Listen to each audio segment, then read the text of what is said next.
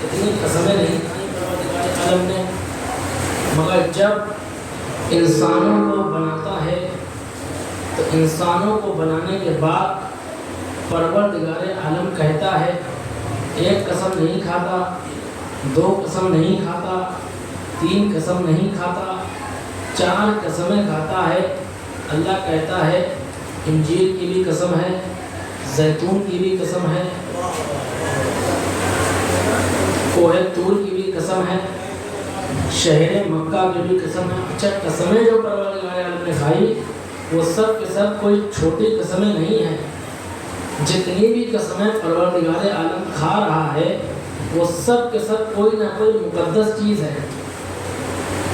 آپ جو ہے زیتون اور انجیر کو دیکھیے، اسلام میں اس کا ایک مقام ہے۔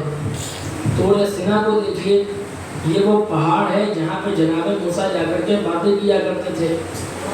اس کے بعد جو ہے شہر مکہ کی قسم ہے۔ شہر مکہ بھی کوئی چھوٹا موٹا شہر نہیں ہے، یہ شہر بھی وہ شہر ہے جو مقدس ہے، جہاں پہ کعبہ ہے۔ تو اب یہ قسمیں پروردگار عالم کھانے کے بعد انسان کی مدح و ثنا کرتا ہے اور کہتا ہے کہ لقد خلقنا الانسان فی احسن تقویم، کہ دیکھو ہم نے انسان کو ایک بہترین ساخت میں بنایا ہے، ایک بہترین طریقے سے پیدا کیا ہے۔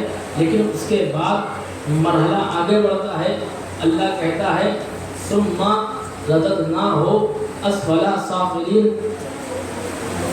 کہ ہم نے انسانوں کو بہترین بنایا، بہت اچھا بنایا، بہت کامل بنایا، بہت خوبصورت بنایا، مگر اس کے بعد اللہ کہتا ہے کہ پھر ہم نے اسی انسان کو لا کر کے کہاں ڈھکیل دیا؟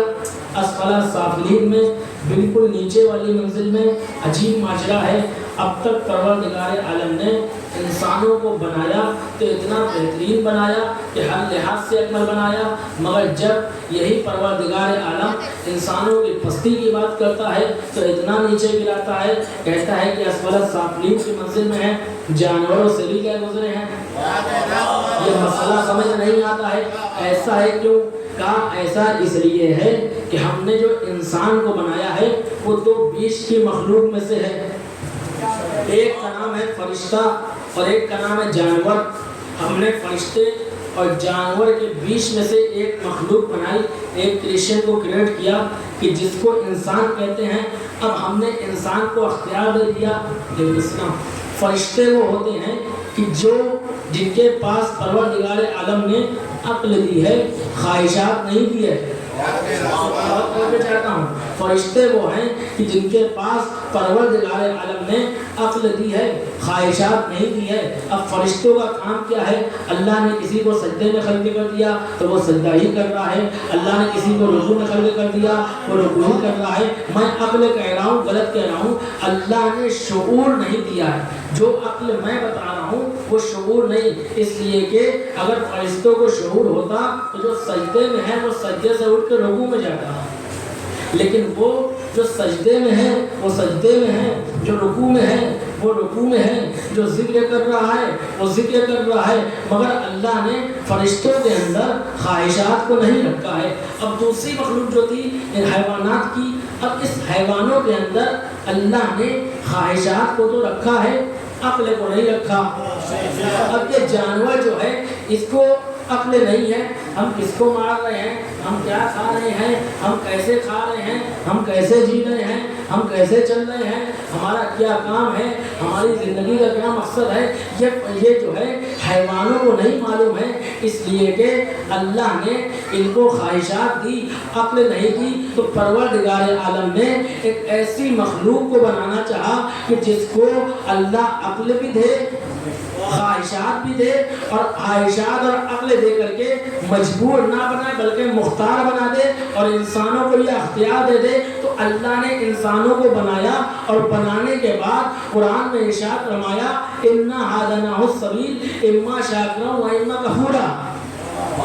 ہم نے انسانوں کی ہدایت دے دی ہے، اب 2 ہدایت دی ہے، ایک اچھی ہدایت ہے، ایک بری ہدایت ہے۔ अच्छाई भी बता दी अल्लाह ने, बुराई भी बना दी अल्लाह ने, लेकिन अल्लाह ने इंसानों को मजबूर नहीं किया।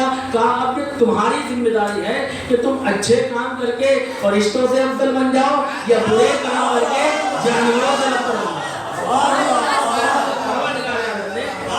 इंसानों को कोई चूचरा नहीं, अख्तियार दे दिया है कि तुम्हें जो जिंदगी जीनी है वो तुम अपने अख्तियार से जियो। मैं एक वाक़या पेश करता हूँ, यही आयत थी लक़द खलक़नल इंसान फी अहसनि तक़वीम, कि हमने इंसान को बड़ा बेहतरीन बनाया है। अब हारून रशीद का ज़माना और जो है ज़ुबैदा से बहस छिड़ गई हारून की, बैठे हुए थे छत पे, चाँद को देख रहे थे, तो चाँद को देखते देखते दोनों में बहस छिड़ गई। हारून कह रहा है इंसान खूबसूरत, ज़ुबैदा कह रही है चाँद खूबसूरत। तो मसला जो छिड़ गया कि क्या किया जाए, खूबसूरत कौन है? भाई हमने तो यही सुना ना कि चाँद बड़ा खूबसूरत होता है, हमारे यहाँ भी तो यही बात चलती है ना कि चाँद बड़ा खूबसूरत होता है। तो बहस छिड़ गई, वो कह रहे चाँद खूबसूरत, वो कह रहे जो है इंसान खूबसूरत। अब मसला छिड़ते छिड़ते दरबारी उलमा तक पहुँचता है। अब सारे उलमा आते हैं और आने के बाद कहते हैं नहीं चाँद खूबसूरत है, चाँद खूबसूरत है। अब जब ये खबर शहर में फैलती है तो बहलोल दाना के बाद खबर पहुँचती है। अब ये बहलोल दाना कौन है? बहलोल दाना आले मोहम्मद के दीवाना, इनको मैं बस 1 मिनट के अंदर एक्सप्लेन करूँ ये है कौन। ये इनका नाम असली नाम था वहब, असली नाम इनका वहब बिन अम्र था। ये इमाम मूसा काज़िम के फरामीन को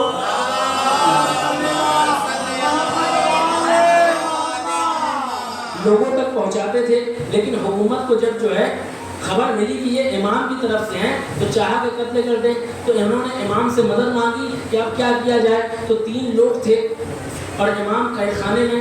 इमाम ने एक पत्थर पर जीम लिखा और जीम लिखने के बाद वो पत्थर फेंक दिया। अब ये तीनों लोगों ने उठाया तो किसी ने कहा कि जीम से मौला चाहते हैं कि जो है जिला वतन हो जाए, यानी ये शहर छोड़ के कहीं और चले जाएं। तो एक साहब शहर छोड़ के चले गए, दूसरे साहब ने कहा नहीं जीम का मतलब जबल है, जबल का मतलब है पहाड़। कहा कि हम पहाड़ों की ज़िंदगी बसर करने लगे, शहरों की ज़िंदगी छोड़ दें। अब तीसरे बच्चे जमाने वहे, इन्होंने कहा मौला ने कहा जीम का मतलब है जुनून। कहा इसलिए हम क्या करें, पागलपन का मुजाहरा करें लेकिन रहें यहीं और लोगों की हिदायत करें। तो जनाबे बहलोल जो थे उन्होंने जीम से जुनून मुराद दिया। अब एक मसला वाले कहता चलूं, आज दुनिया सवाल करती है कि सारे मराजे किराम, सारे मुज्तहिद सब एक ही दर पे मानने वाले हैं, सब दरे अहले बैत के मानने वाले हैं, लेकिन इनके फतवों में फ़र्क क्यों होता है? किसी का मुस्तहब है, किसी का जायज़ है, किसी का वाजिब है, ऐसा क्यों होता है? तो उनको समझाने के लिए यही वाक़या काफ़ी है कि इमाम ने एक जीम लिखा और उस जीम का मकसद तीनों की जान बचाना था। तीनों ने अपने अपने हिसाब से नतीजा निकाल के अपनी जान बचा ली। तो जो हमारे मुज्तहिद हैं वो भी अपने अपने हिसाब से नतीजा देते हैं। बस मसला और मिशन एक ही है कि इस्लाम को आगे बढ़ाया जाए। मैं अपने मंदिर पे आता हूँ कि बहस चल रही थी, बहस चलते चलते जब ये दरबार का मामला बहलोल के पास पहुँचा तो एक मरतबा बहलोल आते हैं, नमाज जमात कायम हुई। अब नमाज जमात जब होने लगी तो बहलोल आगे आगे बढ़ गए, कहा नमाज हम पढ़ाएंगे। तो लोगों ने कहा ठीक है आप नमाज पढ़ा दीजिए। तो जब उन्होंने नमाज पढ़ाना शुरू किया तो एक मरतबा सूरह हमद पढ़ा। सूरह हमद के पढ़ने के बाद कहा बिस्मिल्लाहिर्रहमानिर्रहीम वत्तीन वज़्ज़ैतून वतूर सीनीन वहाज़ल बलदिल अमीन लक़द खलक़नल क़मरा फ़ी अहसनि तक़वीम। अब एक मरतबा पीछे से इनको जो है लोग लुकमा दे रहे हैं, लक़द खलक़नल इंसान फ़ी अहसनि तक़वीम।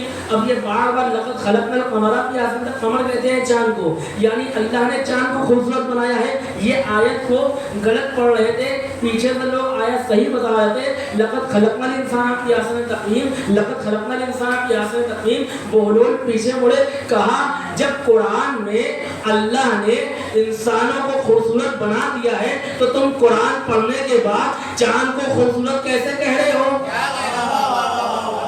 और जनाबे बहलोल ने इस तरीके से हिदायत कर दी। खैर, तो परवरदिगारे आलम ने इंसानों को बनाया और इंसानों को बनाने के बाद अब ये इंसान जो है इसके मुख्तलिफ दौर हैं। अब ये इंसान की ज़िंदगी शुरू होती है कहाँ से? कहा 4 ज़माने हैं इंसान के। एक है बचपना, एक है नौजवानी का मसला, एक फिर जवानी है और एक फिर बुढ़ापा है।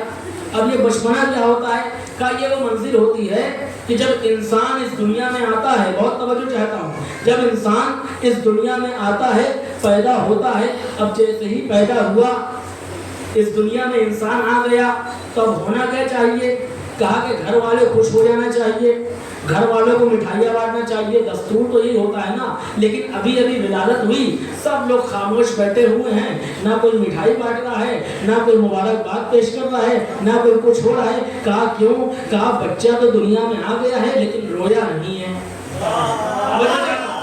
رویا نہیں ہے۔ کہا کیا مطلب؟ کہا اگر بچہ روئے گا تب جو ہے ہم یہ کام کریں گے۔ ابھی اسی اثنا میں بچے نے رو دیا، اب جیسے ہی بچے نے رویا خوشی کی لہر دوڑ گئی، مٹھائیاں بھی بٹ رہی ہیں، مبارکباد بھی پیش ہو رہی ہے۔ میں کہوں گا ماجرا کیا ہے؟ ابھی تک تو تم نے کچھ نہیں بانٹا، اب جب رویا ہے تو تم کیوں بانٹ رہے ہو؟ وہ کہیں گے میاں بچے نے رو دیا مطلب وہ زندہ رہے گا،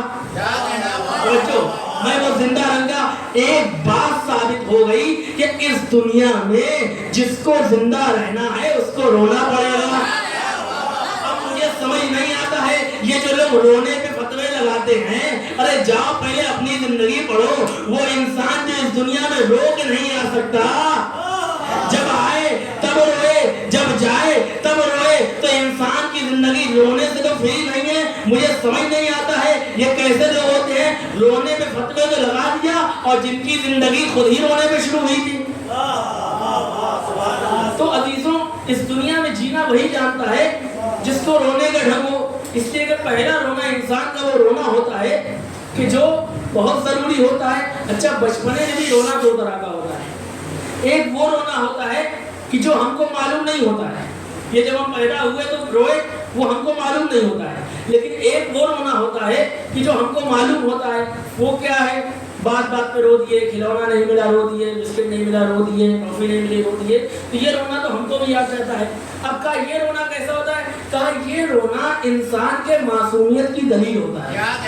بہت آگے جاتا ہے یہ رونا انسانیت کے معصومیت کی دلیل ہوتا ہے، لیکن کب؟ کہا جب انسان بچپنے میں روئے تب معصومیت کی دلیل ہوتی ہے، لیکن اگر کوئی انسان بڈھا ہونے کے بعد گار میں روئے تو وہ معصومیت کی دلیل نہیں ہوتی،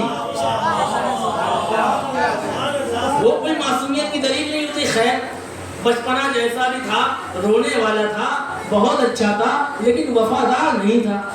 اب یہ بچپنا کیا ہے؟ وفادار نہیں ہے۔ اب اس کے بعد دھوکہ دے کے چلا گیا، اب انسان نوجوانی کی منزل میں آ جاتا ہے۔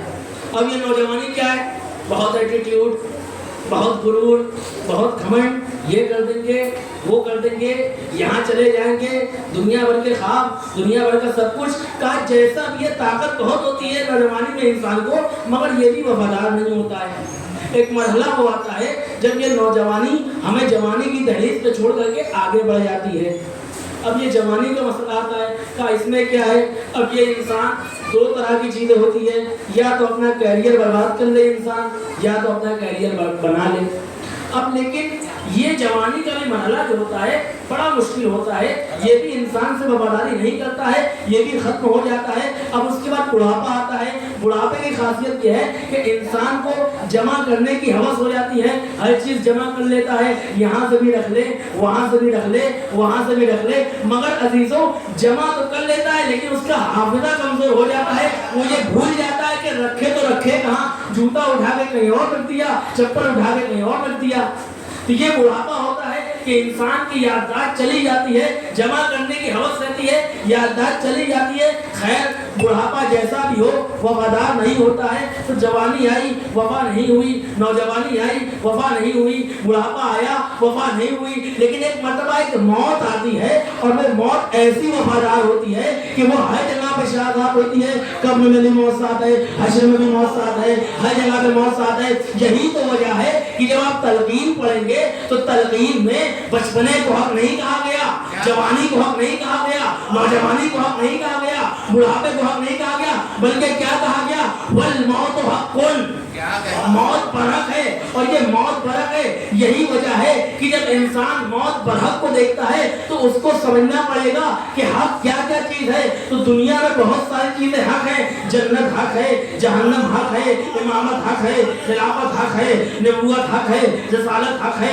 امامت حق ہے. کہا اس کو سمجھنا ہے تو ہم حق سمجھے کہاں سے؟ کہا اگر تم کو حق کو سمجھنا ہو تو جاؤ پیغمبر سے پوچھو، پیغمبر بتائیں گے. ہم نے پیغمبر سے کہا حق سمجھے کیسے کہ ہم موت جو ہے ہماری موت حق پہ ہے. کہا دیکھو الحق مع علی و علی مع الحق، علی کے ساتھ ہے.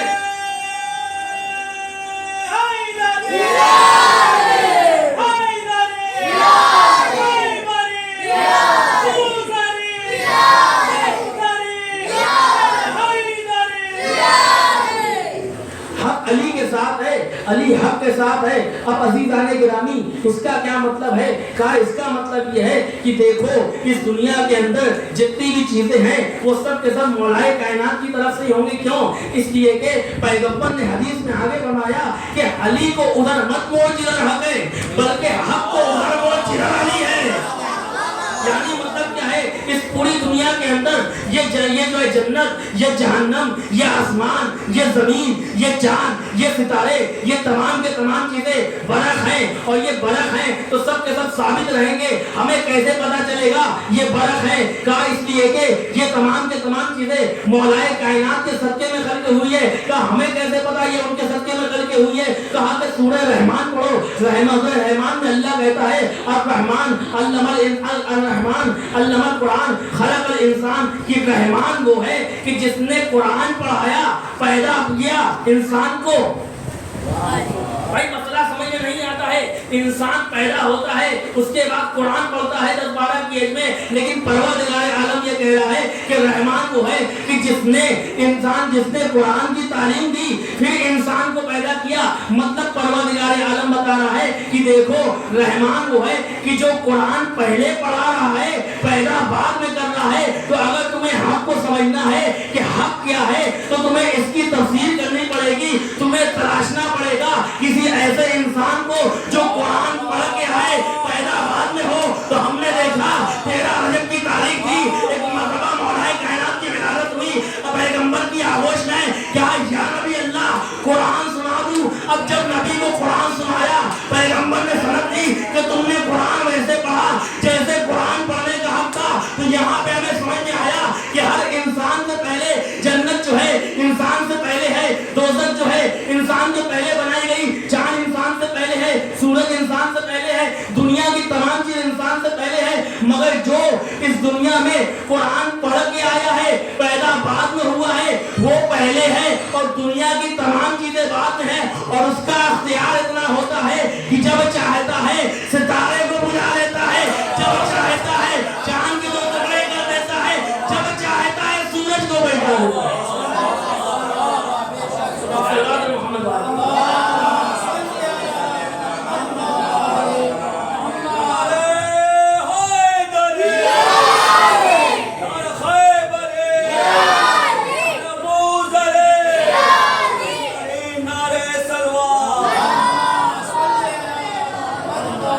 اب یہاں سے تھوڑا سا میرے ساتھ چلیے گا.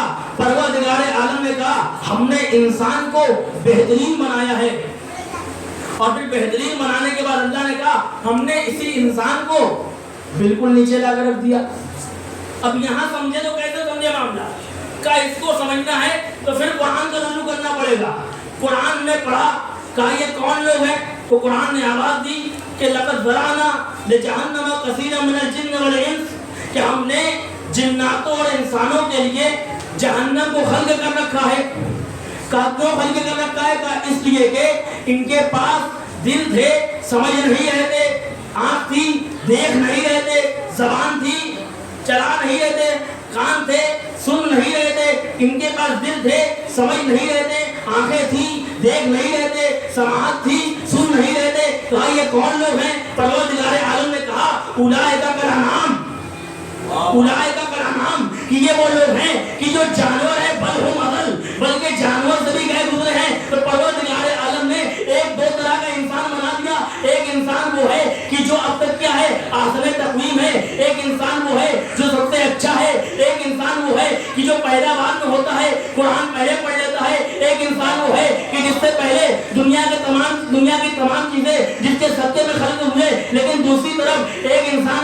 کہ جس کو اللہ نے دل دیا سمجھ نہیں رہا ہے, آنکھیں دی سن نہیں رہا ہے, آنکھیں دی سن نہیں رہا ہے, سماعت دی سن نہیں رہا ہے, دل دیے سمجھ نہیں رہا ہے, تو دو طرح کے انسان ہو گئے. کہا ہم اس دو طرح کے انسان کو دیکھے, کہا پھر تمہیں چلنا پڑے گا, کسی ایسے واضح واقعے کو تلاش کرنا پڑے گا جہاں پہ یہ آیت کا مقدار دکھائی دے. تو ہم گئے, کہاں گئے؟ 18 ذوالحجہ تھی, غدیر کا میدان تھا, غدیر کے میدان میں پیغمبر نے دکھایا بھی تھا, سنایا بھی تھا, بتایا بھی تھا, لیکن عزیزوں دیکھنے والے تھے نہیں دیکھے, سننے والے تھے نہیں سنے. کہا پر فیصلہ کر لو, دو طرح کے انسان ہیں, ایک وہ ہے جو فرشتے سے افضل ہے, ایک وہ ہے جو جانوروں سے بدتر ہے. کہا کون ہے؟ کہا دیکھو دو مزداق یاد رکھ لو, ایک ہے غدیر, ایک ہے سمیمہ. اب تو غدیر کا اعلان سن کے غدیریوں کو مان لے, وہ فرشتوں سے افضل ہے, جو غدیر کا اعلان نہ سنے وہ جانوروں سے بدتر ہے. صلوات محمد وعلی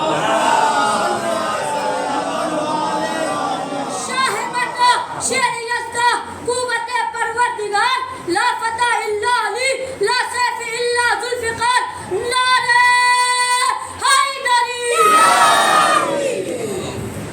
قرآن نے سمجھا دیا, دو مزداق دے دیے پروردگار عالم نے کہ دیکھو ایک وہ ہے کہ جو جانوروں سے بدتر ہے, ایک وہ ہے جو فرشتوں سے افضل ہے, اور یہ بتا دیا ہے کہ دیکھو معاملہ ایک ہے, غدیر کو مان رہے ہو تو جانوروں سے, غدیر کو نہیں مان رہے ہو تو جانوروں سے بدتر ہو, غدیر کو مان رہے ہو تو فرشتوں سے افضل ہو. اب عزیزان گرامی, انسان میں ساری چیزیں حق ہے نا, موت بھی حق ہے, سب کچھ حق ہے. تو عزیزوں موت سے ڈرنے والا کون؟ کہا جو برحق نہیں ہے, اور موت سے کون نہیں ڈرے گا؟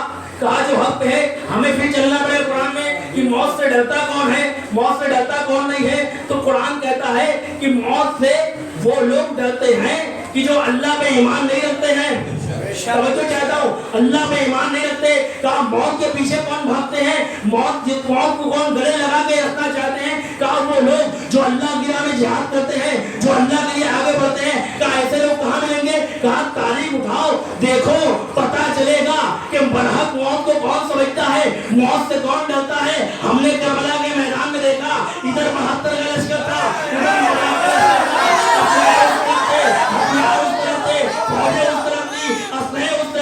لیکن تاریخ کہتی ہے موت کا اتنا ڈر تھا.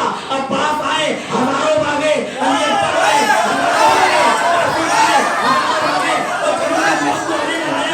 جب ایک مرتبہ مولا پوچھتے ہیں علی اکبر یہ بتاؤ, یہ علی اکبر نے جب امام حسین علیہ السلام سے پوچھا بابا یہ بتائیے کیا ہم حق پہ ہیں یا نہیں ہے, پوری توجہ کے ساتھ چاہتا ہوں. میرے مولا سے پوچھا بابا یہ بتائیے کیا ہم حق پہ ہیں کیا نہیں ہے.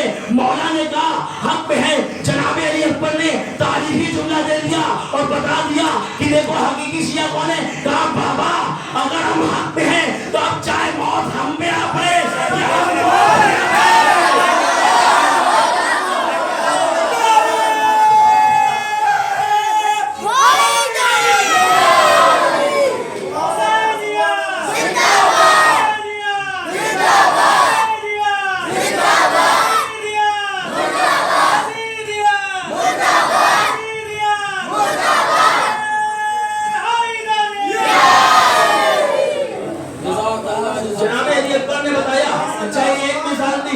اور جب موت کی شیرینی پوچھی گئی, موت کا ذائقہ ایک بات ہم بتا دیں آپ کو, آپ نے شہد کھائی ہے نا, شہد پہلے کھائی ہوگی, کسی بھی چیز کو آپ نے میٹھے کو کھایا, میٹھی چیز کو کھایا ہوگا, تب آپ اس کو بتا سکیں گے کہ یہ میٹھا ہے.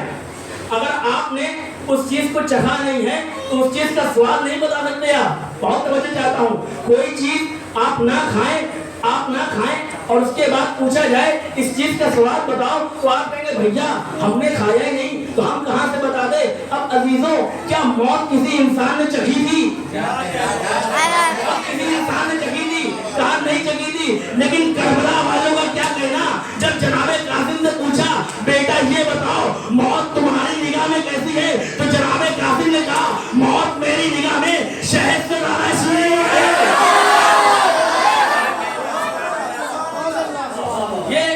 جو لوگ برحق سمجھتے ہیں تو ہر چیز حق کے ساتھ ہے, اور سارا حق کا دار و مدار علی کے ساتھ ہے۔ اب عزیزان گرامی، تاریخ کہتی ہے کہ انسان سارے حق کو کیوں مانتا ہے، تمام چیزوں کو کیوں مانتا ہے؟ کیا اس کے ماننے کی وجہ یہ ہے کہ سب انسان کو جنت چاہیے؟ بھائی نماز انسان کیوں پڑھ رہا ہے؟ کہا جنت کے لیے۔ روزہ انسان کیوں رکھ رہا ہے؟ کہا جنت کے لیے۔ حج انسان کیوں کر رہا ہے؟ جنت کے لیے۔ تو اب عزیزوں، انسان نے سب کچھ کر لیا مگر کیا نہیں کیا؟ تمام چیزیں تو کی مگر ایک چیز چھوڑ کے، ولایت کو کنارے رکھ کے انسان نماز پڑھ رہا ہے، ولایت کو کنارے رکھ کے انسان روزہ رکھ رہا ہے، تو کیا یہ جنت میں پہنچے گا؟ کہا سنو، پیغمبر کی حدیث ہے، پیغمبر کی حدیث ہے۔ ایک سوال یہ ہوتا ہے نا کہ بہت سے لوگ کہتے ہیں کہ یہ جو اذان میں علی ولی اللہ ہے جز نہیں ہے۔ ہمارا یہ ماننا ہے کہ جو اذان میں علی ولی اللہ ہے وہ جز نہیں ہے، مگر یہ کہ ہم اس کو کہتے ہیں، ہم علی ولی اللہ کو نماز میں کہتے ہیں۔ تو بڑے بڑے لوگ آتے ہیں کہتے ہیں بھیا جز ہے، جز بنا کے رکھو۔ میں کہوں گا سمجھے نہیں، جز کسے کہتے ہیں؟ پہلے جز کو سمجھو۔ اذان اور اقامت کو جز علی ولی اللہ نہیں ہے۔ میں پیش کرتا ہوں، غور سے سنیے گا۔ جز کسے کہتے ہیں؟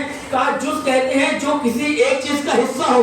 بہت توجہ چاہتا ہوں، جو کسی ایک چیز کا حصہ ہو۔ یہ ہماری باڈی ہے، ہم نے ہاتھ کاٹ دیا تو یہ ہمارا ہاتھ ہو گیا، ہماری جسم ہو گیا ناقص۔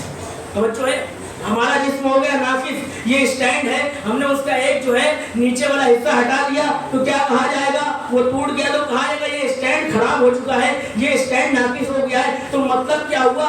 جز کا مطلب ہوتا ہے کہ کسی ایک چیز کا پارٹ ہو اور اس کے نہ ہونے کی وجہ سے اس کو نقص کہا جائے۔ اب عزیزوں، اگر آپ علی ولی اللہ کو جز سمجھے تو مطلب یہ ہے کہ نماز تو صحیح ہے مگر ناقص ہے، لیکن کہا کہ دیکھو علی ولی اللہ نماز کا جز نہیں ہے بلکہ نماز کی روح ہے۔ اور یہ حدیث ہے کہ حب علی روح العبادہ، علی کی محبت عبادت کی روح ہے۔ اب روح اور جسم میں فرق ہے۔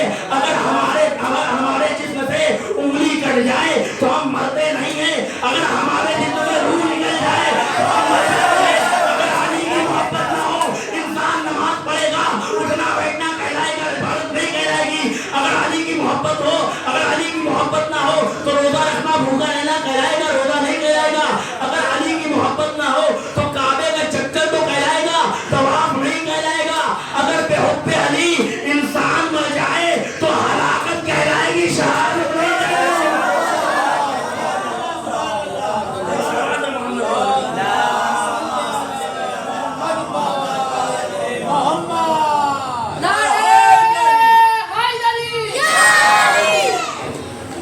اگر یعنی جو جز ہے اذان کا علی ولی اللہ عبادت کی روح ہے، عبادت کی جز نہیں ہے۔ اب میں عرض کر رہا تھا، آخری منزل ہے، اس کے بعد جو ہے ربط مسائل، میں عرض کر رہا تھا انسان عبادتیں کیوں کرتا ہے؟ نماز پڑھتا ہے جنت میں چلا جائے، روزہ رکھتا ہے جنت میں چلا جائے، حج کرتا ہے جنت میں چلا جائے۔ کہا دیکھو علی کی محبت جواز للجنہ، جنت کا جواز ہے۔ توجہ چاہتا ہوں، جواز کسے کہتے ہیں؟ جواز کو کہتے ہیں پاسپورٹ کو۔ پاسپورٹ کو جب آپ عربی میں کہیں گے تو کہیں گے جواز۔ کیا حدیث ہے؟ کہا حب علی جواز للجنہ، کہ علی کی محبت جنت کے لیے پاسپورٹ کی طرح ہے۔ اب پاسپورٹ کا کام کیا ہوتا ہے؟ آپ جو ہے آپ کو جانا ہے، مکہ جانا ہے، سعودیہ جانا ہے، ایران جانا ہے، آپ جا کے ایئرپورٹ پہ کھڑے ہیں، بھیا ہم کو سعودی لے چلو، بھیا ہم کو ایران لے چلو۔ ایک مطلب آپ کو روک دیا جائے گا، کیوں؟ کس لیے روکا؟ کہا کہ پاسپورٹ دکھاؤ۔ کہا کہ ہمارے پاس نہیں ہے تو آپ کیا کریں گے؟ آپ نے کتاب دکھا دی کہ لو ہمارے پاس قرآن ہے، دیکھ لو۔ کہا نہیں قرآن نہیں چاہیے، مقدس کتابیں مان رہے ہیں۔ آپ کو بھیا میں زیارت ہی کرنے جا رہا ہوں، کوئی اور کام کرنے نہیں جا رہا ہوں، میں زیارت کرنا چاہتا ہوں، میرا کوئی اور مقصد نہیں ہے۔ کہا آپ کا جو بھی مقصد ہو آپ کو پاسپورٹ لے کے آنا پڑے گا، تبھی آپ کو انٹری مل پائے گی وہاں پہ۔ اگر آپ کے پاس پاسپورٹ نہیں ہے تو آپ کی انٹری نہیں ہے۔ توجہ چاہتا ہوں، تو بھائی صاحب نے قرآن دکھا دیا، کہا قرآن بڑی مقدس کتاب ہے لیکن یہ پاسپورٹ نہیں ہے۔ تو معلوم ہوا کہ کتاب کے کافی ہونے سے انٹری نہیں مل جاتی ہے۔ اب عزیزوں چلیے پاسپورٹ بھی ہو گیا، تو یہ کیا کہا گیا حدیث میں کہ جواز للجنہ، हुब्ब अली, मोहब्बत अली जन्नत का पासपोर्ट है। अब जब इंसान एक मर्तबा जन्नत में जाएगा, पूछा जाएगा तुम्हारे मोहब्बत अली का पासपोर्ट किधर है, बगैर इसके आपको एंट्री नहीं है। अब तारीफ पर भी कहते हैं कि चलिए मान लीजिए अली से मोहब्बत तो सब करते हैं, दावा तो सबका है ना, कोई ये नहीं कहता कि हम अली के दुश्मन है। दुनिया में जितने मसलक हैं अहले मुसलमान के अंदर का सब कहते हैं कि हम भी अली से मोहब्बत करते हैं, हम भी अली से मोहब्बत करते हैं, हम भी अली से मोहब्बत करते हैं। लेकिन अजीजों, जब आप किसी मुल्क में जाते हैं तो मुल्क में पासपोर्ट के साथ साथ एक चीज और लगती है, वो है वीजा। जो है आप पासपोर्ट लेकर पहुंचे हुए हैं, कहा भैया मुझे मक्का जाना है, कहा ठीक है जाओ, लेकिन अभी नहीं जाने देंगे, कहा वीजा दिखाओ। अब ये वीजा क्या होता है? वीजे का मतलब होता है कि उस मुल्क का एक आदमी यहाँ रहता है। अब ये इंसान तायद करेगा कि हाँ भैया इनको मैं इजाजत दे रहा हूँ कि ये ईरान जाए, ये जो है सऊदिया जाए। अब जब वो तायद करेगा तभी जाएगा। अब पासपोर्ट तो अली की मोहब्बत से सबके पास है, अब वीजा कहाँ से मिलेगा? तो एक मर्तबा जब कहा जाएगा जन्नत में जाने के लिए तो पासपोर्ट तो सब दिखा देंगे, वीजा मांगा जाएगा। अब वो वीजा कौन देगा? कहा वो वीजा इमाम ज़मान देंगे।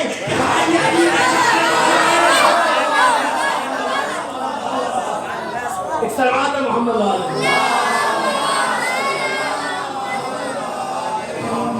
ये अली की मोहब्बत जवाज़ुल जन्नह है। मोहब्बत अली पासपोर्ट इंसान को गुजरने का। तो जब इंसान हक को मानता है, जब हक को होता है तो कभी किसी चीज़ से डरता नहीं है, हर चीज़ से डर जाता, हर चीज़ से लड़ जाता है, हर चीज़ से टक्कर ले लेता है। और यही वजह थी कि करबला के मैदान में जहाँ एक तरफ लश्कर थे, सिपह सालार थे, दुनिया भर की चीज़ें थीं, लेकिन वहाँ पे क्या था? हक नहीं था और इसीलिए मौत से डर रहे थे। लेकिन एक तरफ इस ख़याम में क्या था? इधर जो है कुछ नहीं था, ना आसाइशें ना आराम, लेकिन वहाँ पे एक चीज़ थी जो हक थी, और यही हक इंसान को उस मंजिल पे लेके जा रहा था। असदारा ने मजलूम करबला आज जो है 5 मुहर्रम है, आज दिल थाम के बैठिएगा और जितना हो सके उतना गिरिया करिएगा, इसलिए कि इस मजमे में नौजवान बैठे हैं ना, मैं उसका मसाइब पढ़ने जा रहा हूँ जिसको करबला का कड़ियल जवान कहा जाता है। आप रोने के लिए आमादा हो गए, मुझे माफ करिएगा अगर मसाइब थोड़े तवील हो जाए, लेकिन अली अकबर के मसाइब हैं। अरे ज़ैनब भी आई होगी यहाँ पे, एक माँ जन्नत से आई होगी, और रुमाल में हंसों को जगह देने के लिए मुझे माफ करिएगा मैं एक रवायत पढ़ता हूँ। इमाम जाफर सादिक अलैहिस्सलाम से किसी ने पूछा कि मौला ये बताइए कि इंसान की सबसे बड़ी खुशी क्या होती है? तो मौला ने पता है क्या जवाब दिया? कहा कि सबसे बड़ी इंसान की खुशी ये होती है ना कि जब उसके घर में एक बच्चा पैदा होता है और जब उस बच्चे को वो बचपने से जवानी और जवानी तक होने में कदम रखते हुए देखे, ये इंसान के लिए बड़ी खुशी का मरहला होता है। उसके बाद उस शख्स ने कहा मौला ये बताइए कि इंसान के लिए सबसे बड़े गम का मरहला क्या होता है? तो मौला ने कहा कि सबसे बड़े गम का मरहला ये होता है, अरे जिस बच्चे को उसने जवान होते हुए देखा है ना, उसकी लाश उसके सामने पड़ी है। इतना कहने के बाद मौला ने एक मरतबा करबला का रुख किया, मेरा हाय करीब हुसैन, अरे पूरा बात था जवान का लाशा। जरा कोई में कहने लगा खुदा को पैगंबर दे, नबी को वही अली अकबर है। एक मरतबा आता है हुसैन के सामने खड़ा हो जाता है, बाबा जान मुझे मरने की इजाजत दे दीजिए। अब इमाम है ना, इमाम ने कहा बेटा अकबर मैं तुम्हें इजाजत दे देता हूँ, लेकिन एक चीज याद रखो, अपने खैमे में जाने के बाद अरे ज़ैनब से इजाजत ले लो, इसलिए तुम्हारी बुढ़ी ने चक्कियां पीस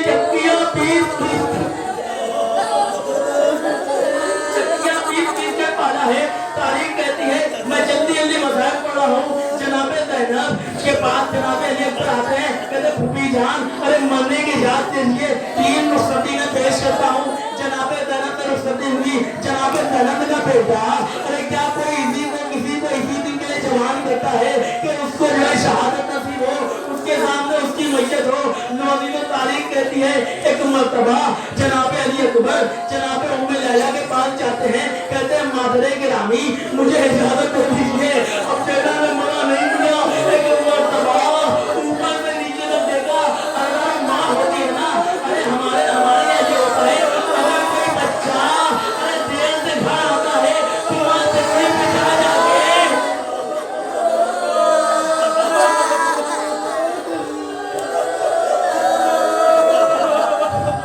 माँ बेवड़ी पे जाके देखती रहती है कि मेरा बच्चा अभी तक नहीं आया। नैना ने एक मरतबा अली अकबर को देखा, कहा बेटा अरे तुम मुझसे क्या कह रहे हो, अरे मैं तुम्हारे बाद जिंदा न रह पाऊंगी।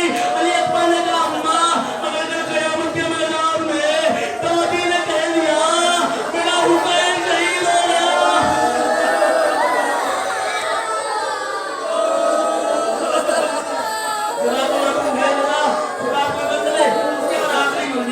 आखिरी मंजिल एक वसीयत, एक उसके बाद जो रुखसत हुई है माँ की, वो रुखसत हुई है मौला सज्जाद से। मौला सज्जाद के बाद जनाब अली अकबर आते हैं, आने के बाद पैरों को बोसा दिया, पेशानी को बोसा दिया। मौला सज्जाद ने कहा भैया क्या हो गया है? अली अकबर ने कहा हमारे बाबा मजलूम हो गए, हमारे बाबा गरीब हो गए, अरे मैं वक्त आखिर में आया हूँ। उसके बाद हमीद बिन मुस्लिम कहता है ना कि मैंने अब तक किसी का ऐसा हाल नहीं देखा। अरे जैसे अली अकबर का जमाना देखा, अली अकबर जब आते हैं ना तो खैमे का पर्दा अरे कभी गिरता है, कभी उड़ता है, कभी गिरता है, कभी उड़ता है। ऐसा लग रहा था अरे किसी जगह से